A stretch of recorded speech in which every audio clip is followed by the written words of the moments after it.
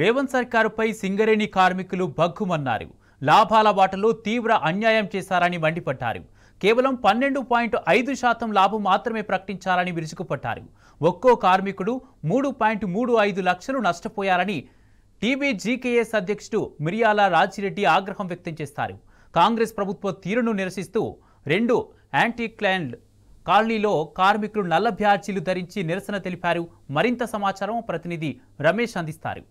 ప్రభుత్వం సింగరేణి కార్మికులకు లాభాల వాటా నిన్న ప్రకటించడం జరిగింది. అయితే రాష్ట్ర ప్రభుత్వం ప్రకటించినటువంటి లాభాల వాటాపైన కూడా ఇప్పుడు సర్వత్రా కూడా చర్చనీయాంశంగా మారింది. ఎందుకంటే ఏదైతే కాంగ్రెస్ సర్కార్ గత ఏడాది చేసిన విధంగానే కూడా మరోసారి కూడా సింగరేణి కార్మికులను దగా చేసింది, మోసం చేసింది అంటూ కూడా బొగ్గు గనులపైన కూడా కార్మికులంతా కూడా కాంగ్రెస్ సర్కార్ పైన కూడా దుమ్మెత్తిపోతున్నటువంటి పరిస్థితులు అయితే నెలకొన్నాయి. అయితే ఈ నేపథ్యంలోనే సింగరేణి కార్మికులకు జరుగుతున్నటువంటి అన్యాయాన్ని కూడా ఎండగడుతూ కూడా ప్రశ్నిస్తూ కూడా టీబీజీకేఎస్ ఆధ్వర్యంలో కూడా నిరసన వ్యక్తం చేయడం జరిగింది. బొగ్గు బాయిల పైన కూడా నల్ల బ్యాడ్జ్లతో అయితే ఈరోజు నిరసన కార్యక్రమం చేపట్టడం జరిగింది. ప్రస్తుతం మనం పెద్దపల్లి జిల్లా రామగుండం రీజన్ సంబంధించినటువంటి 2 ఇంక్లైన్ బొగ్గు గని వద్ద ఉన్నాం. ఇక్కడ మన విజువల్స్లో కూడా చూడొచ్చు సింగరేణి కార్మికులకు జరిగినటువంటి అన్యాయాన్ని కూడా నిరసిస్తూ కూడా టీబీజీకేఎస్ నాయకులంతా కూడా నల్ల బ్యాడ్జీలు ధరించి కూడా నిరసన వ్యక్తం చేయడం జరుగుతుంది. ఎందుకంటే గత ఏడాది ఏదైతే వచ్చినటువంటి లాభాల నుండి కూడా సగం డబ్బులు కూడా పక్కన పెట్టి మిగిలినటువంటి డబ్బుల నుండి కూడా 32% కూడా 33% లాభాల వాటా ప్రకటించారు. ఈసారి కూడా అదే దఫాయి మోసం అయితే చేసింది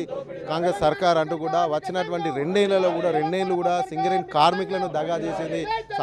సంక్షేమాన్ని పక్కన పెట్టి కావాలని ఒక కుట్రపూరితంగా కార్మికులకు వచ్చినటువంటి లాభాలను పక్కన పెడుతుందంటూ కూడా వారంతా కూడా ఆరోపిస్తున్నటువంటి ప్రస్తుతం మనతో పాటు మాట్లాడడానికి టీబీజీకేఎస్ అధ్యక్షుడు మిర్యాల రాజిరెడ్డి ఉన్నారు. ఆయనతో మనం మాట్లాడే ప్రయత్నం చేద్దాం. అన్న చెప్పండి, ఎట్లా చూడొచ్చు ఈ యొక్క సింగరేణి కార్మికులకు గత ఏడాది కూడా కాంగ్రెస్ సర్కార్ ఇదే విధంగా వచ్చినటువంటి డబ్బుల నుండి 2,000 కోట్లు పక్కన పెట్టింది. ఈసారి కూడా మళ్ళీ అదే తరహా ఒక సింగరేణిలో ఒక కొత్త సంస్కృతికి ఒరవడిని నేర్పింది అనుకోవచ్చు. అసలు కార్మికులు ఏమనుకుంటున్నారు, ఎట్లా చూడొచ్చు మనం? కాంగ్రెస్ ప్రభుత్వం మరోసారి కార్మిక వర్గాన్ని వంచన చేసింది, మోసం చేసింది. మాకు రావాల్సినటువంటి లాభాల వాటలో కోట్ల రూపాయలు పెద్ద మొత్తంలో పక్కన పెట్టి సంస్థ అభివృద్ధి పేరు మీద ఈరోజు మోసం చేస్తున్నది. ఎందుకంటే గత సంవత్సరం కూడా ఇదే విధంగా జరిగిందనేది గ్రహించి లేదా లాభాలు పండుగకు ముందుగా కొంచెం ముందుగా ప్రకటిస్తే కార్మిక వర్గం అంతా కూడా గమ్మున ఉరుక్కుంటారు, ఏమన్నారు, వాళ్ళ పండుగ బిజీలో ఉంటారు అనేటువంటి ఆలోచనతో ప్రభుత్వం ప్రకటన చేయట్లేదు అనేటువంటి ఉద్దేశంతో టీబీజీకేఎస్ సెప్టెంబర్ 2న అయితే కొత్తగూడెంలో, అలాగే 19న హైదరాబాద్లో ముట్టడి ధర్నా కార్యక్రమాలు చేపట్టడం జరిగింది. అయినప్పటికీ దాని ఫలితంగా నిన్న ప్రకటించినప్పటికీ మోసం చేసి అంకెల గారడి చేసింది. మాకు 5,30,000 రూపాయలు ఒక్కొక్క కార్మికునికి సగటున రావాలి. ఎందుకంటే 6,394 కోట్ల రూపాయలు వేల కోట్ల రూపాయలు వచ్చినాయి కాబట్టి దాని మీద 34% పంచినట్లయితే 2,100 కోట్ల కంటే ఎక్కువగా మాకు పంచినట్లయితే ఈరోజు 5,30,000 వచ్చేటి. కానీ దాంట్లో పక్కన పెట్టి 4,034 కోట్లు పక్కన పెట్టి 2,360 కోట్ల పైననే 34% పంచడం వలన, అది ఒక విధంగా చెప్పాలంటే 12.5% లాభాలు మాత్రమే పంచడం వలన ఒక్కొక్క కార్మికునికి 1,95,000 మాత్రమే వచ్చినాయి. దీనివలన ఒక్కొక్క కార్మికుడు 3,35,000 రూపాయలు కోల్పోయారు ఒక్క సంవత్సరం లాభాల వాటా రూపంలోనే. అంటే ఈ విధంగా కాంగ్రెస్ సర్కార్ అనేటువంటిది అన్ని వర్గాల వారిని మోసం చేస్తుంది.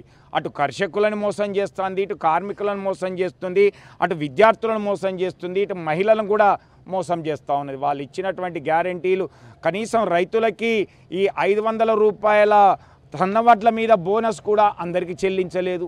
యూరియా బస్తాల కోసం ఏ విధంగా పోతురో చూస్తే అంటే ఒకటి చెప్పండి, ఎట్లా చూడొచ్చు? ఇప్పుడు గత ఏడాది పక్కన పెట్టినటువంటి ఈ 2,000 కోట్ల రూపాయలు ఇప్పటి వరకు సంస్థ దేనికి ఖర్చు పెట్టింది? ఇప్పుడు తీసినటువంటి ఈ 4,034 కోట్లు సంస్థ దేనికి పెడుతుందంటూ కూడా ఏమైనా చెప్పిందా? అంటే దీనికి ఏమైనా లెక్కలు గత ఏమైనా లెక్కలు చూపించిందా? అధికారిక ప్రకటన చేసిందా? లేకుంటే ఇప్పుడు పక్కన పెట్టినటువంటి ఏమైనా ప్రణాళిక ఏమైనా సిద్ధం చేసిందా?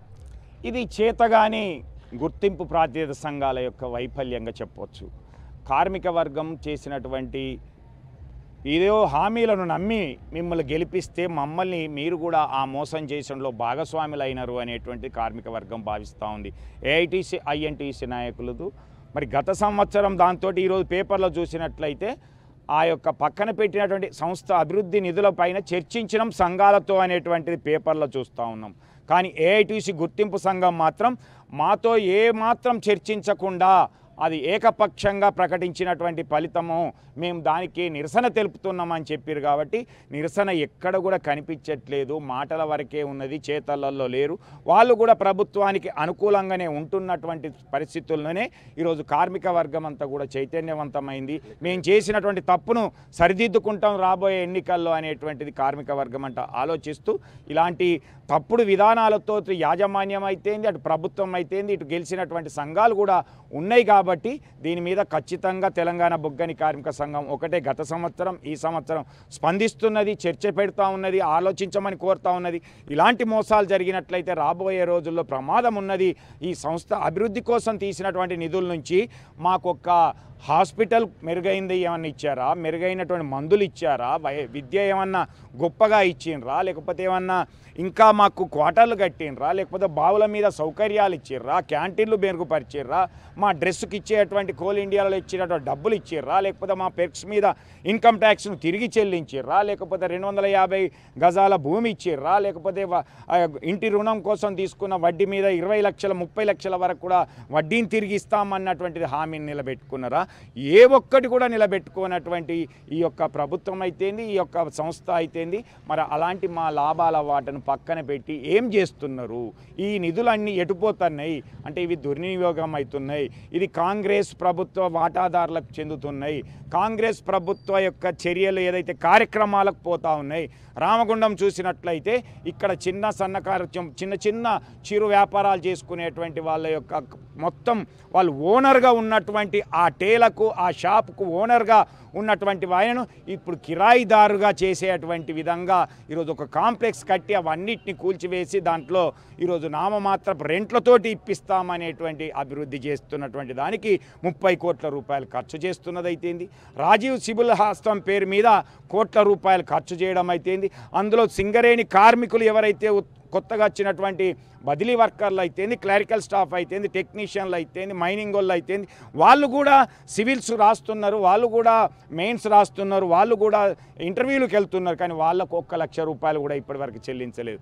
లేదా మా పిల్లలు కూడా ఈరోజు సివిల్స్ రాస్తున్నారు, కానీ వాళ్ళకు కూడా 1 పైసా కూడా చెల్లించట్లేదు. ఎవరికో ఇస్తున్నటువంటి అనేక పథకాల పేరుతోటి ఈ సింగరేణి నిధులను, డిఎంఎఫ్టి ఫండ్స్ అయితేంది, సిఎస్ఆర్ నిధులను అయితేని పక్కదో అవి తప్పించి వీటిని ఉపయోగించుకోవడానికి ఈరోజు కాంగ్రెస్ ప్రభుత్వం చేస్తున్నట్టు కుట్రగానే భాగం. ఇది వాళ్ళు చెప్తున్నటువంటిది. ఏదైతే కాంగ్రెస్ ప్రభుత్వం చేసినటువంటి గారడీని, కుట్రనైతే కూడా కార్మికులంతా కూడా గమనిస్తున్నారు. ముఖ్యంగా గుర్తింపు సంఘం ఏఐటీసీ, అలాగే ప్రాతినిధ్య సంఘం ఐఎన్టీసీ కూడా పూర్తి స్థాయిలో కూడా కార్మికుల హక్కులను హరిస్తుంది, కార్మికుల సంక్షేమాన్ని కూడా హరిస్తుంది. పూర్తిగా కూడా 2 సంఘాలు కూడా విఫలమైనాయంటూ కూడా వారు ఆవేదన వ్యక్తం చేయడం జరిగింది. ఒక్కొక్క కార్మికునికి సుమారు 4,80,000 రూపాయలు రావాల్సినటువంటి డబ్బును కేవలం 1,90,000 మాత్రమే చూపిస్తుంది. కాబట్టి ఈ మిగతా డబ్బులంతా కూడా కాంగ్రెస్ సర్కార్ నొక్కేసిందంటూ కూడా వారు నొక్కి మరి కూడా చెప్తున్నటువంటి పరిస్థితి. గత ఏడాది కూడా 2,000 కోట్లు పక్కన పెట్టింది. ఇప్పటికీ ఆ 2,000కి సంబంధించినటువంటి ఏ ఒక్క ఆధారం కానీ, లెక్క కానీ, ఏది కానీ అధికారికంగా చూపించలేదు. ఈసారి కూడా 4,000 కోట్లను కూడా స్వాహా చేసింది కాంగ్రెస్ సర్కార్ అంటూ కూడా టీబీజీకేఎస్ నాయకులు అయితే కూడా ఆరోపిస్తున్నటువంటి పరిస్థితి. ఇది ఇక్కడ ఉన్నటువంటి తాజా పరిస్థితి. వీడియో జర్నలిస్ట్ సంతోష్తో రమేష్, టీ న్యూస్, టూయింగ్ క్లైన్ బుగ్గై నుండి.